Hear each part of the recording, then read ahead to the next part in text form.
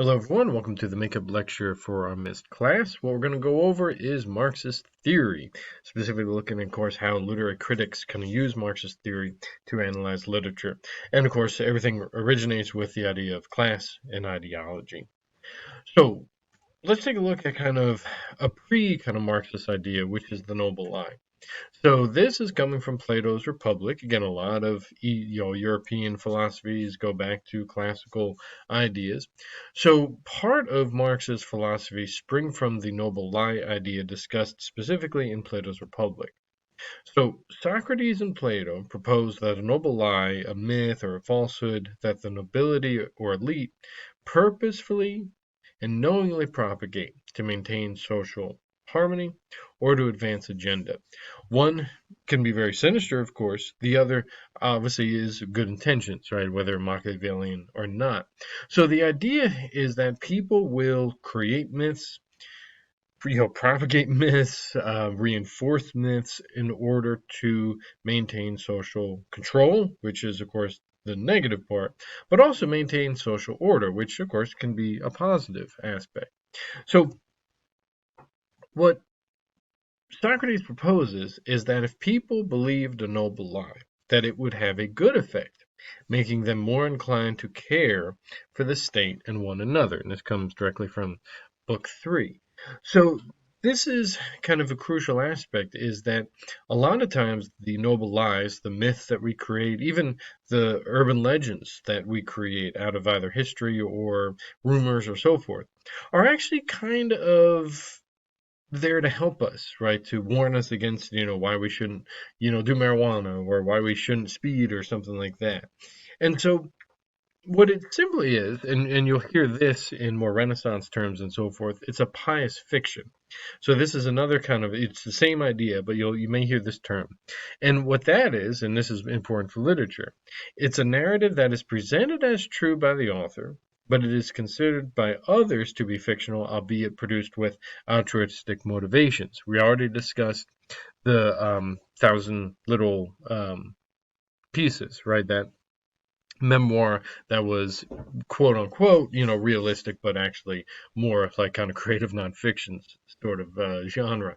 That's what we're doing, and it happens all throughout history, and especially with literature. Pious fictions can really push agendas and so forth.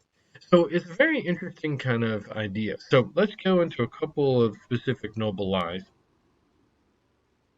that really I think impact us or have impacted us, right? Whether we knew it or not. So the best, easiest, this Columbus discovered America, right? Discovered a new land and so forth. That's the noble lie. We still repeat it. I still heard that growing up in public schools. We still have Columbus Day. Obviously, we have cultural battles between Columbus Day and Indigenous Peoples Day, so we're trying to rectify that. But you know, reality, right, is much different. But what does it do, right? Why do we have this noble lie? Well, it again propagates European colonialism.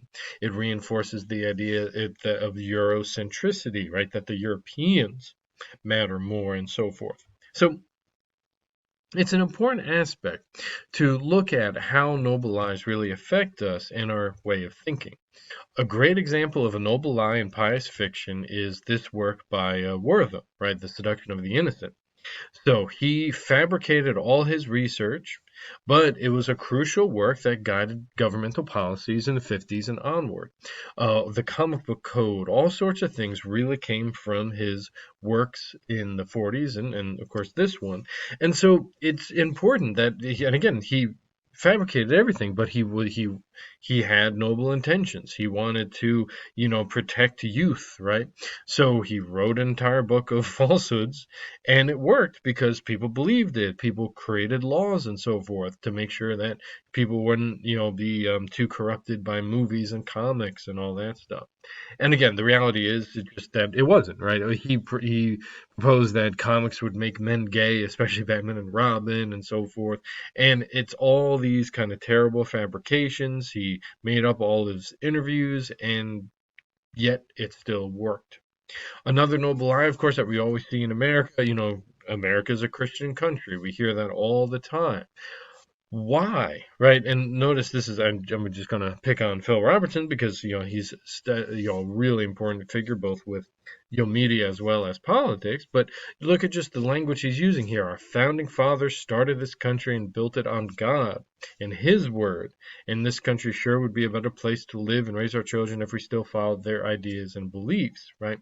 Well, that's totally inaccurate if you actually know anything about the founding fathers, because most of them were deists, and so not quite what he's saying here. And so that's the kind of key issue when we look at the reality, of course, and this is just one of the important documents that really our founding ideas for the government, and especially our founding fathers at the time, right, is that, of course, even they state, right, that it is not founded on the Christian religion. And so what does it do, though? Of course, one projects a agenda, right, and that's the kind of key issue. And this one also has an agenda to it. But why do we repeat this noble lie? Well, because it serves purposes. And normally, and look at even his wording, he's still trying to do it for the betterment of people.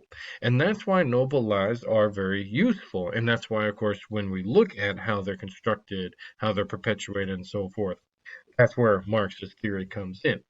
So in terms of defining it as an idea in philosophy and so forth, because it's a philosophy as well as a mode of economics, and so it's a very kind of overarching kind of idea. It stems from German philosopher and an economist, right, Karl Marx, right, and Friedrich Engels, right, and then they wrote, of course, the Communist Manifesto. The major premises here is that the socio-economic elements of society, which constitute its base or foundation. So while its cultural fears, right, politics, gender division, religion, law, arts, and so forth, compose its superstructure.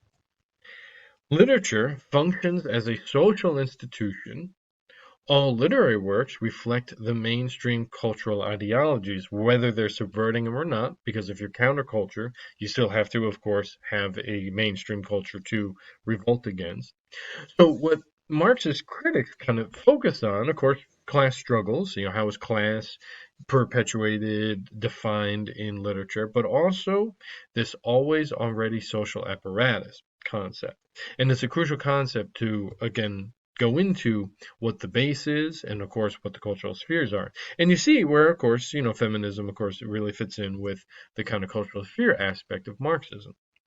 The major premises, of course, go beyond, of course, this idea. So let's look at the base and the superstructure idea, right? So what we're talking about is that people enter these definite relations without their choosing, and that's a key concept with Marxism. Social mobility can exist, but we are in the social apparatus, the always already structure. We are not as free as we think we are. So, what they argue is that free will does not exist, it does not guide people. Their social existence determines their choices. So, let's explain this first part using this kind of, nice handy graph here, right? So, what's our superstructure? Education, right? What's the base? The means of production, how we get supplies and so forth, right? The relation of production, right? How do we set up a social hierarchy? Who are the ones who are the working class, middle class, and so forth? So what he argues, or I should say they, right, Engels and Marx argue, is that all these superstructures, family, law, media, politics, education, all that will maintain and shape, right, the base. But of course, the base shapes and maintains the superstructure. So if I'm born into a wealthy family, well, I'm going to what? I'm going to maintain how we exploit workers, because then what is that going to do? That's going to shape how much money I make. That's going to keep helping me get education and so forth. Ideology, whether it's all these things, will also work, right? So if I want to create a system where I say all people are, let's say, poor people are poor because of their bad decisions, right? That's an ideology. Well, what am I going to do? I'm going to maintain that by making sure poor people don't have resources, so then they can't get an education and so forth.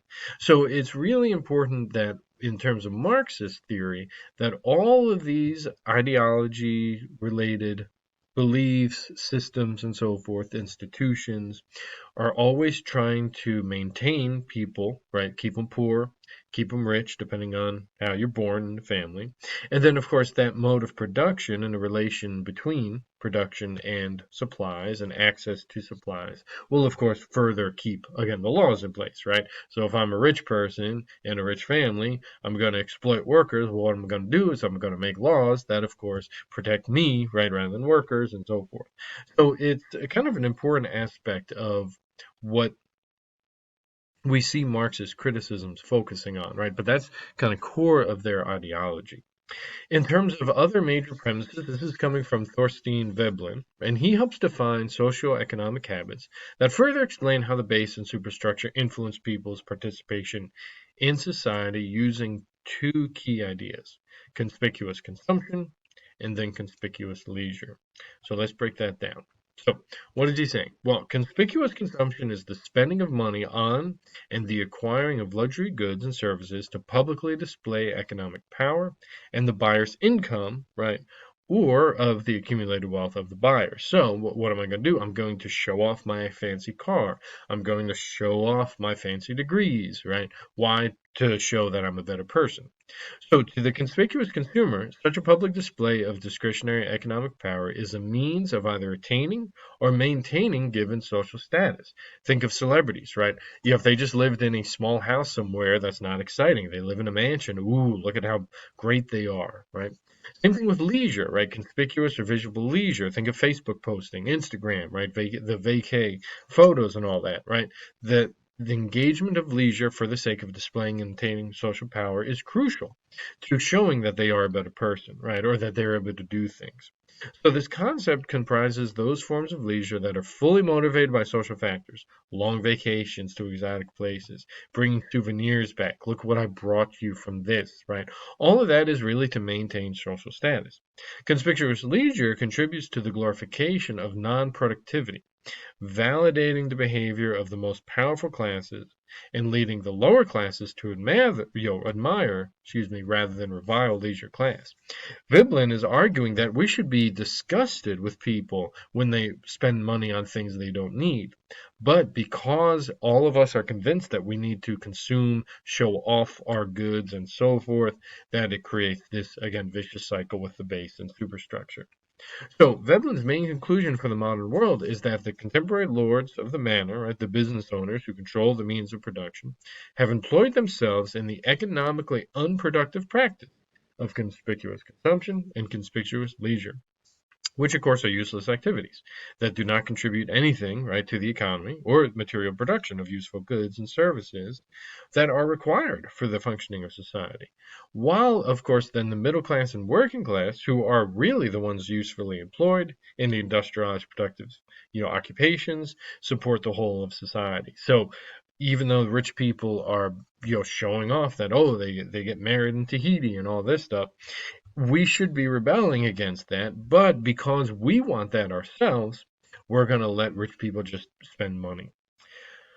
Now, the axioms that we talked about, especially when we talk about feminism, goes back into this always already apparatus, right? So it demonstrates how conditions pre-exist in society, and individuals recognize these conditions as comfortable axioms. And so, again, that kind of stuff, evident truth. So, as a child in America, you knew that you were supposed to go to school, then go to get a job, not the opposite, because we have an always already social apparatus, right? Children need to be innocent.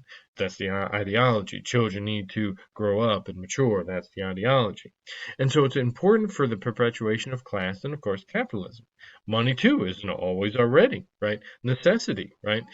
Because even before you were born, right, your parents are worrying, can I feed you? Can I support you? And all sorts of important aspects, right? So what do we do when we look for Marxist readings, right? So if we're going to use this in a literary context, let's think about what we're going to do, and this will be continued in part 2.